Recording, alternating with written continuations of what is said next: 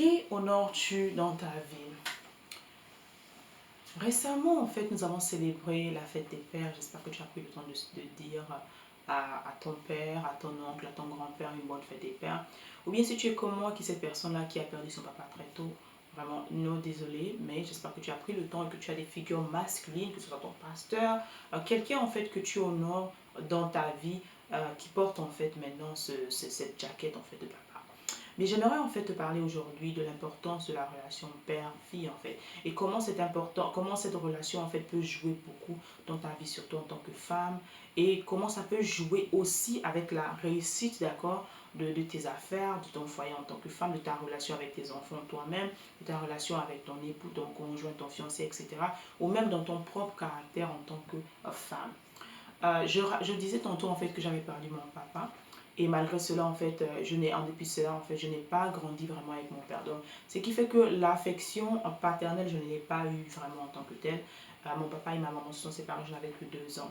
Et je pense que toute ma vie, en fait, j'ai grandi avec ma maman. Elle m'a élevée, elle m'a nourrie, elle m'a donné tout l'amour possible. Mais quand cela ne tienne, en fait, il y a des choses qu'elle ne pouvait pas donner parce qu'elle elle était une femme avec tout ce qu'elle avait et tout. Elle a la plus belle femme un peu de nuit que ce qu'elle a. Mais en début de cela, j'ai toujours eu ce manque en fait. J'ai toujours eu ce côté qui manquait en fait. Et ça s'est traduit longtemps en fait, justement par certaines décisions que j'ai prises. Je parle beaucoup de trauma en fait, mais ça c'est un grand trauma que beaucoup de personnes, surtout dans nos sociétés, on ne discerne pas en fait.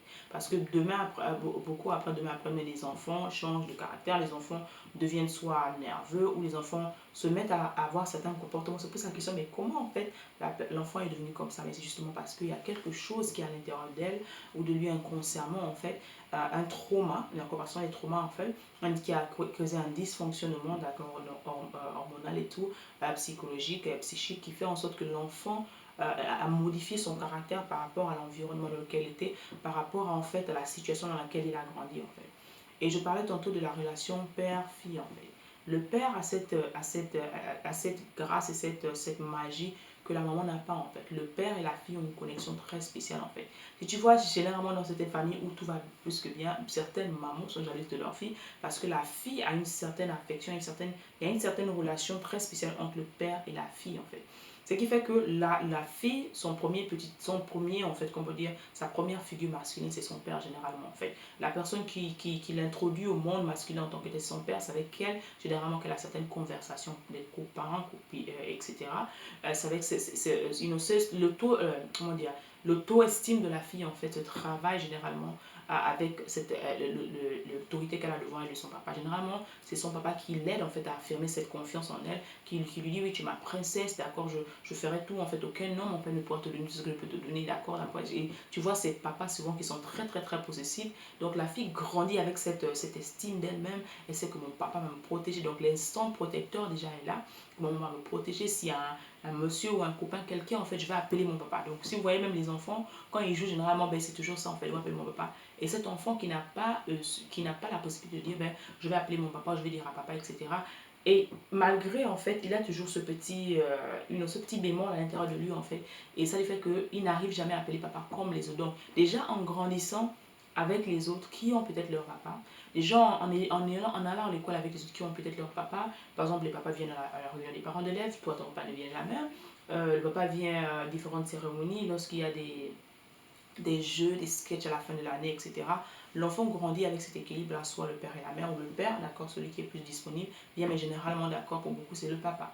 Mais toi, qui es cette personne-là qui n'a pas, peut-être comme moi, qui n'a jamais eu ce luxe-là, je n'ai jamais eu le luxe d'avoir le papa qui venait à la fin de l'année, ou bien pendant mes différentes prestations, en fait. Tu grandis avec ce petit concept-là, tu grandis en fait avec ce manque que tu le veux ou non. Tu aurais bien voulu avoir aussi, toi aussi, ton papa, qui vienne signer ton bulletin à la fin du mois, qui vienne t'acclamer en fait pendant que tu fais les sketchs comme les papas des autres en fait. Et ce qui fait que tu le veux ou non, c'est un manque, d'accord, c'est un manque en fait que tu développes au fur et à mesure qu'il grandit. Ce qui fait que il y a certaines relations en fait que tu attires parce que tu vas en fait, tu cherches encore ce côté. Par exemple, moi personnellement, ce sont des faux pas que j'ai fait dans ma vie en fait, parce que je cherchais toujours à combler ce vide-là en fait. Je cherchais toujours des personnes que j'ai fréquentées généralement, d'accord, la plupart généralement étaient des personnes très âgées. Ce qui fait que je cherchais toujours ce père en fait, cette affection, d'accord. Je cherchais à combler ce vide-là que je n'avais pas. Je cherchais toujours un homme qui ressemble à mon père, un homme qui a cette carrure de mon père, un homme qui a quelque chose en fait, d'accord, que je n'ai jamais eu à l'époque. Et bien sûr, tu peux imaginer, en fait, ça s'est terminé en beaucoup en tout cas de fracas. Mais je vais te dire, en fait, ici, c'est très important, en fait. La relation que tu as avec ton père, la relation que tu as avec ta mère, les personnes que tu es censé honorer sur la terre. Parce que la Bible nous dit, honore ton père et ta mère pour que tes jours, en fait, soient bénis sur la terre, en fait.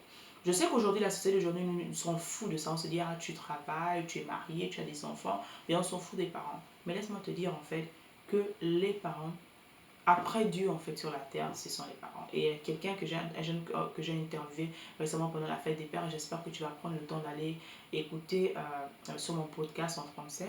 Et il dit en fait que il a toujours grandi et ce n'est pas un chrétien, d'accord. Il a toujours grandi en fait en sachant que sa maman, c'était Dieu sur la terre. Tu te rends compte? Et que ce qui fait qu'il ne voit pas sa vie sans maman, aujourd'hui, en fait, la manière à laquelle il traite sa femme, en fait, c'est par rapport, en fait, à la manière à laquelle il voyait son père traiter sa maman. Et c'est par rapport aussi à la relation qu'il avait avec sa mère. Il dit qu'il est très affiné, en fait. Et ça peut être du côté du père, ça peut être le père, la mère qui t'a manqué, par exemple toi, moi c'était le père. Donc vice versa, en fonction de la relation de ces personnes-là qu'on est censé honorer sur la terre, en fait, la relation que nous avons avec ces personnes-là, déterminant en fait la relation que nous aurons demain après-demain dans nos familles, avec nos enfants, avec les conjoints ou les conjointes, etc. Que tu le veux ou non, en fait, observe. La majeure partie des personnes, moi je travaille beaucoup dans le trauma, mais ce sont des choses qu'en tant qu'Africaine, sur lesquelles on n'a pas prêté attention, mais qui ont développé, qui ont fait en sorte qu'il y a des générations et des générations traumatisées aujourd'hui, en fait, à cause de ça. Parce que de plus en plus, on a ce système de famille monoparentale, d'accord, que tout le monde prône. Et je ne pense pas que c'est quelque chose que la femme qui élève ses enfants, c'est quelque chose qu'elle aurait voulu avoir. Mais encore, comme on dit, ce sont les événements de la vie qui arrivent, on ne peut pas les juger. On peut aussi pointer du doigt à qui que ce soit. Chacun vit ses épreuves, d'accord. Mais ça fait en sorte qu'il y a un déséquilibre en fait chez l'enfant. Il y a un déséquilibre hormonal, il y a un déséquilibre psychologique, il y a un déséquilibre même sur le plan de l'énergie de l'enfant en fait. Il grandit à un côté, la femme, c'est vrai que nous avons tous l'homme et la femme en nous, mais il y a cet équilibre-là, la voix là que cette fille, par exemple, je dis toujours que cette femme rebelle, elle n'est pas rebelle parce qu'elle est rebelle, non, elle n'a jamais entendu en fait un homme qui l'a blâmée. Ce qui fait que toi, quand tu viens, en fait, tu l'épouses et tu commences à la blâmer, elle te dit, mais tu es qui? En fait, même mon père ne m'a jamais blâmé parce qu'elle n'a jamais même entendu la voix de son père. D'accord? La Bible nous dit en fait que moi, mes brebis entendent ma voix. Tu peux reconnaître la voix de ton père, mais il y en a qui n'ont jamais entendu la voix de leur père. Jamais entendu la voix de leur père. Ce qui fait que cette autorité masculine, cette pomme d'Adam, en fait, cette basse-là, c'est très important pour l'enfant, en fait. Parce qu'on dit la femme, en fait, la maman, elle est là pour la douceur. Et le père, en fait, il est là pour la force. Donc, tu as la douceur, tu as la force. Ça fait, en fait, que l'enfant soit équilibré. Ça lui donne ce punch-là, ça lui donne, en fait, la possibilité de pouvoir se défendre et se battre dans la vie. Cela veut dire que les enfants qui ont été élevés avec l'un ou l'autre ne sont pas des personnes qui ont réussi. Je ne le dis pas non. Je dis seulement que sur le plan, sur tous les plans, en fait, serait bénéficié, d'accord, plus avantageux que ses enfants et les deux, en fait. Maintenant, je parlais de qui et les personnes qu'on honore, en fait. Comment tu les honores, en fait. Comment tu prends soin de tes parents pendant qu'ils sont encore en vie. Comment tu t'occupes de comment tu les honores sur la terre. Est-ce que tu sais ce genre de personnes parce qu'ils sont déjà peut-être vieilles, des personnes, et la Bible me dit que ta maman, en fait, même si elle est âgée, en fait, d'accord, il faut toujours t'en occuper parce que c'est ta couronne, en fait. C'est ta bénédiction, en fait. Donc quand tu t'occupes de la maison, tu négliges ta maman, tu ne l'appelles peut-être pas, tu ne prends pas soin d'elle, tu ne fais pas ce qu'il y a à faire le minimum. Et tu ne te rends pas compte, mais c'est une loi divine que tu es en train de briser en fait. Ou tu es toujours là en train de chamailler. C'est-à-dire que vous n'avez pas cette bonne relation mère-fille ou bien une mère-fils, etc. Tu verras en fait que la plupart de ces choses, observe la relation dans ton foyer maintenant, demain après-demain ou la majorité des relations, il y aura toujours ce titillement parce que ma maman aime dire c'est un cercle vicieux qu'on le veut ou non en fait. C'est-à-dire que c'est une porte qui a été ouverte, c'est un cycle qui a commencé jusqu'à ce que tu acceptes de boucler la boucle en fait, c'est-à-dire que ça va se reproduire. Tu ne t'entends pas avec maman ou tu ne t'entends pas avec papa ou tu n'as pas eu cette relation avec papa, c'est difficile pour toi ou tu encore en veux en fait. Et c'est le deuxième élément où tu en veux encore à ton père qui a laissé ta maman comme moi, ou tu en veux encore à ta maman, etc., tu en veux encore à tes parents, ce qui fait que tu es là des années, vous ne vous adressez pas la parole. Mais ne t'étonne pas en fait que dans ta propre maison à toi, c'est le même cirque qui se reproduit en fait. Tu es tout le temps en querelle avec ta femme, avec ton époux, etc. Parce que la première originalité, la première relation en fait, la divinité que représente en fait, qui est représentée sur la terre en fait, que tu es censé honorer, ce sont tes parents, que ce soit ton père ou ta mère, et tu brises en fait ces lois, tu détruis ces lois justement parce que tu ne les honores pas en fait. Tu leur manques peut-être de respect, tu ne les écoutes pas et tu t'étonnes en fait que demain après-demain tes relations ne marchent pas parce que la relation première que tu dois avoir, la première personne qui te tient dans ses bras, c'est ta maman généralement, et tu n'arrives pas à avoir cette relation, tu n'arrives pas à fixer cette relation, ce sera difficile pour toi en fait d'être cette personne équilibrée. Donc je n'aimerais vraiment pas que cette vidéo soit non, mais j'aimerais vraiment qu'on rappelle aujourd'hui où nous allons dans un autre monde, mais il faudrait qu'on se rappelle les valeurs parce que je parle en fonction des principes du royaume. Je sais qu'il y a plusieurs personnes qui ont des familles qui ont été détruites, d'accord, à cause des différents unions des charlatans et tout. On est venu te dire que c'est ta maman qui savait, c'est ton papa. Je dis encore sur cette terre-là, honore ton père et ta mère. C'est pas moi qui le dis, c'est la Bible qui le dit en fait, c'est la parole de Dieu qui le dit en fait. Ce sont des principes qui gouvernent parce que la vie, elle est menée en fait, elle est gouvernée non par les principes et les lois. Et l'un des principes en fait, c'est l'honneur et le respect. Il faut apprendre à honorer des personnes en fait qui sont là, qui représentent en fait des dieux sur la terre pour nous en fait. Parce que s'il n'y avait pas ta maman, si ta maman voulait vraiment que tu partes ou que tu ne sois pas là, elle ne t'aurait pas porté pendant 9 mois en fait par exemple. Et aujourd'hui, quelqu'un t'a peut-être dit que c'est ta maman, je ne juge pas, d'accord, que c'était maman qui a fait ceci ou etc. et tu l'as abandonné, etc. Qu'à cela ne tienne en fait, rappelle-toi, quel que soit en fait ce que vous avez eu comme fonction, tu es l'enfant. Ce que je dis à mes coachés, va demander pardon. Pourquoi tu le fais? Parce que c'est le Seigneur qui le dit. Pourquoi tu dois le faire également? Parce que de ta relation avec ta maman dépendra ta relation future avec ta famille, avec tes enfants, etc. En fait, c'est une chaîne. Si tu as des portes que tu as ouvertes dans le passé, en fait, à cause de ce manque de pardon, à cause de ces querelles, à cause de ces petites choses qui sont passées depuis longtemps, peut-être que ton papa t'a abandonné, peut-être que ta maman ne s'occupe pas de toi, etc.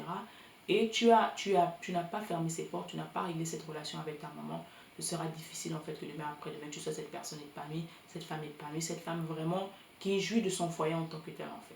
Et tu remarqueras que beaucoup de choses, d'accord, que tu as fait, beaucoup de relations que tu as peut-être laissé passer, beaucoup d'événements que tu as remarqué en fait, tu viendras me dire à la vidéo, je veux te dire en fait c'est une clé en fait, c'est une porte que tu as laissée ouverte parce qu'avant tu n'as pas résolu la relation avec, tu n'as pas en fait arrangé la relation avec soit ta maman ou avec ton papa. Tu as brisé une loi divine en fait sur la terre, une loi spirituelle sur la terre qu'il fallait que tu ailles honorer en fait. Même s'il fallait que tu ailles te mettre à genoux devant ces personnes, tu es l'enfant, tu vas demander pardon à tes parents. De sorte que tu puisses fermer la porte que tu as ouverte à l'ennemi en fait. Et bien sûr le pardon te bénira. Tes parents vont te bénir, c'est vrai qu'ils seront fâchés, c'est vrai qu'ils vont crier, etc. Mais qu'à cela ne tienne, ils ne peuvent pas rester fâchés toute la vie en fait. Et même si demain après-midi, ils ne puissent t'adresser la parole en fait, qu'à cela ne tienne, tu as fait ce que tu devais faire en tant qu'enfant et le Seigneur en fait va te bénir. Crois-moi, tôt ou tard, ça va reprendre en fait. Tôt ou tard, ils vont t'appeler. Tôt ou tard, ils vont créer quelque chose en fait pour résoudre bien. Le Seigneur va créer un événement en fait, quelque chose ou quelqu'un, une personne interposée pour vous aider à vous réconcilier. C'est très important en fait. Bien sûr, tu veux aller plus loin dans ça. En ce moment, j'ai le cours de leadership sur la famille dans lequel vraiment je parle un peu de ça. Je parle également aussi je donne un peu des concepts sur la famille recomposée, etc. Et je donne un peu des choses que j'aurais voulu savoir dans le temps, d'accord? Et des choses que j'aurais voulu savoir longtemps avant d'être parent moi-même, que je n'ai pas eu. Pourquoi? Aujourd'hui, je sais que justement, c'est cette relation qui a été brisée dès le début, c'est ce manque-là, en fait, qui a fait beaucoup de choses, en fait. Cela justifie-t-il les erreurs ou les bêtises que j'ai faites? Non, pas du tout. Mais justement, lorsqu'on remonte dans le temps, lorsqu'on voit le passé, en fait, on se rend compte que tout est lié. Donc, j'espère vraiment que ça va t'aider à revoir la relation que tu as, la personne que tu honores, d'accord? Revoir cette autorité parce que c'est très important en fait. Ça peut être également aussi le pasteur dans ton église, le prêtre. On a souvent tendance à dire ah c'est un mauvais pasteur, c'est un mauvais prêtre. Qu'est-ce que cela ne tient? Peu importe, c'est pas la personne que tu dois en fait, tu dois honorer parce que c'est l'autorité en fait, c'est la personne qui te donne la parole, c'est la personne, c'est juste par respect, pour honorer. Tu n'es pas obligé d'accepter tout ce qu'il dit ou tout ce qu'il fait, etc. Mais tu ne dois jamais leur manquer de respect en fait, parce que le Seigneur te demande d'honorer les prophètes, de respecter les prophètes, parce que lorsque tu les respectes également, tu respectes Dieu. Donc toutes ces personnes-là, en fait, l'autorité, ça peut être aussi ton chef. Tu peux ne pas t'entendre avec ton chef dans une hiérarchie, mais par, et d'accord, sachant bien que c'est la personne qui est au-dessus de toi, tu lui dois le respect, tu lui dois l'honneur, d'accord, et tu restes humble, en fait. Pourquoi? C'est pas, cela ne veut pas dire que tu deviens son lèche-botte, d'accord, excuse-moi de l'expression, mais juste pour garantir cette loi de l'honneur, savoir en sorte que même si demain après, même si tu détestes ton boulot aujourd'hui, demain après, mais tu veux quitter de cet endroit-là avec des faveurs, tu veux quitter de cet endroit-là avec des bénédictions de Dieu, en fait. Je sais que tu quittes de là, main blanche. Pourquoi? Parce que même si la personne, même si le directeur te traitait mal, même si c'est toi à qui on demandait de faire les sales boulots, etc., mais tu restais toujours humblement, tu finis ce que tu as à faire jusqu'à ce que ton temps, en fait, dans la compagnie termine. Je t'assure que ça, c'est toujours une préparation, en fait. Le Seigneur va te bénir. Là où il t'amène au prochain niveau, d'accord, à la prochaine, au prochain service, je t'assure que tu seras traité comme un roi, tu seras traité mieux encore. Pourquoi? Parce que tu auras appris à être humble, tu auras appris en fait à honorer cette autorité-là. Et le Seigneur, en fait, il nous bénit en fonction des lois qu'on respecte. Et il ne dit pas parce qu'on a trop de foi, etc. La foi est importante, mais il y a des lois, en fait, d'accord, des principes qu'on doit respecter sur la terre. Et c'est en fonction de ça, en fait. Il a donné ses lois différentes. Honore ton père et ta mère, d'accord, etc. Il faut respecter ces choses. C'est très important. Je sais qu'aujourd'hui, on est dans une société où on veut dire que parce qu'on a l'argent, etc. Mais ce sont des lois qui ont été établies. Et la parole de Dieu, Dieu ne reviendra pas pour changer sa parole, en fait. Ça a été donné, d'accord. Et c'est pas quelqu'un qui reprend ses paroles, c'est pas quelqu'un qui ment, c'est pas quelqu'un, d'accord, à qui tu vas dire, mais ce qu'il a dit, en fait, il ne le fait pas. Tout ce qu'il dit, il le fait. D'accord. Donc j'espère que vraiment ça va t'aider. J'espère vraiment que ça va te bénir, t'aider en fait à voir la manière à laquelle tu traites les personnes qui sont autour de toi, des personnes. Quelles sont les personnes que tu honores? Tu peux répondre en personne. Quelles sont les personnes pour qui, en fait, si elles souffrent demain après-demain, ben, tu seras en mal, en fait. Quelles sont les personnes pour qui tu es prête à tout faire dans ta vie, en fait. Qui tu honores vraiment dans ta vie, en fait, et que représentent ces personnes pour toi. Donc, j'espère vraiment que ça va t'aider. N'oublie pas de t'abonner, de mettre un pouce bleu, d'accord, et de me faire les commentaires, et bien sûr de partager cette vidéo. On se retrouve dans la prochaine vidéo. Et bien sûr, n'oublie pas de t'inscrire au Mastermind Mindship Je recrée ma vie, un programme de 6 semaines magnifique qui t'aidera et qui t'équipera en fait, qui te donnera les clés pour aller à un autre niveau et devenir la meilleure version de toi-même. Et bien sûr, cette fois-ci, un épisode très magnifique, on parlera de la guérison des blessures, etc. On ajoute, on prendra vraiment le temps pour faire parler vraiment de ce pardon. Et je vous donnerai encore plus d'astuces en profondeur, comment en fait exercer enlever en fait ces chaînes brisées, ces chaînes du manque de pardon, comment en fait rétablir l'harmonie, que ce soit entre les parents, etc. Parce que moi, je suis passée par là en fait, d'accord. Allez, on se retrouve dans la prochaine vidéo avec amour, c'est la coach. Au revoir.